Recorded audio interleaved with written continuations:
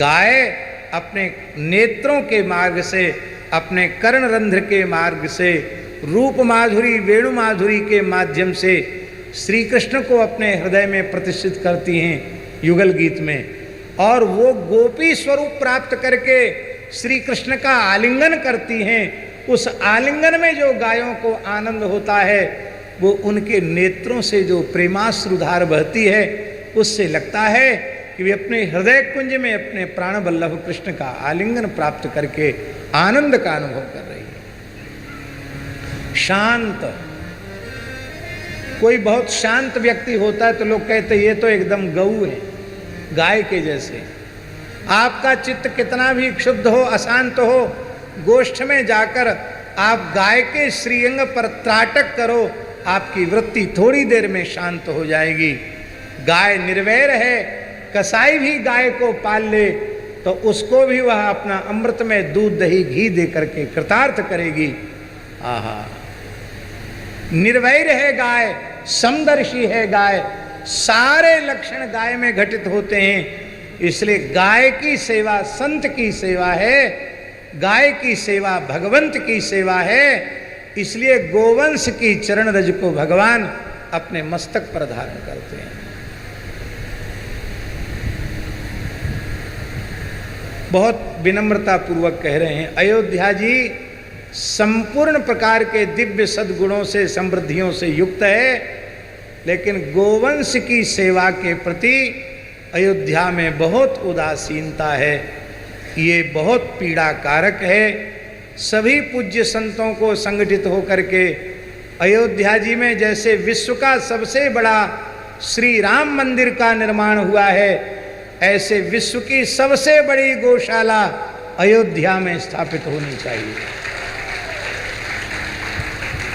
हम तो चाहते हैं रामलला सरकार की गौशाला स्वतंत्र प्राइवेट मंदिर की गौशाला हो, जो श्रद्धा सुमन भक्त अर्पित करते हैं वो गोवंश की सेवा में लगे।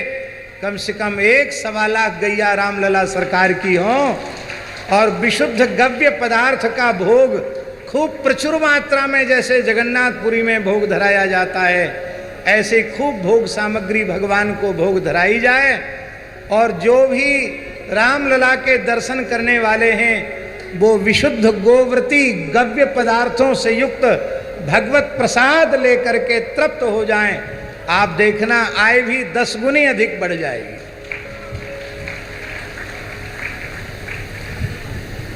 भगवान के भोग में, एक बार के भोग में 5-7 सेर से कम नैवेद्य अर्पित नहीं करना चाहिए, शास्त्राज्ञा है स्वामी जी। मंदिर के प्रमाण के अनुसार भगवान के भोग की व्यवस्था होनी चाहिए। इतने बड़े राम मंदिर में गैस पर रसोई बने, टिफिन में बंद होकर के भगवान को भोग लगने के लिए जाए, ये अच्छी बात है क्या?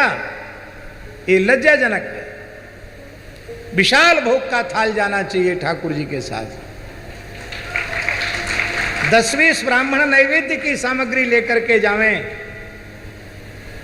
मर्यादा से भगवान का भोग जावे, बढ़िया लकड़ी पर भगवान की रसोई बने, खूब सुंदर भोग लगे और खूब आगंतुक भक्त खूब दिव्य भगवत प्रसाद तृप्त होकर के पावें, तो पूरे संसार में एक विलक्षण संदेश जाएगा। आश्रमधारी संत भी बड़ी बड़ी गौशालाएं स्थापित करें, अपने मठ मंदिरों में गव्य पदार्थों से ही भगवान के भोग की व्यवस्था, आतिथ्य की व्यवस्था करें। देखो कितना अद्भुत। हमारे ब्रज के साधु बहुत अमीर नहीं हैं, गरीब हैं, न इतने बड़े बड़े मठ हैं, न इतनी बड़ी बड़ी भूमियाँ हैं, फिर भी ब्रज में आज भी गोवंश की सेवा बहुत बड़ी मात्रा में हो रही है। ये ब्रज के लिए बहुत गौरव की बात है। हाँ, तो हम ये बात पूरी करके अपना प्रवचन पूरा कर रहे हैं। प्रथम चरण वल्लभाचार्य जी ने आधि भौतिक चरण मान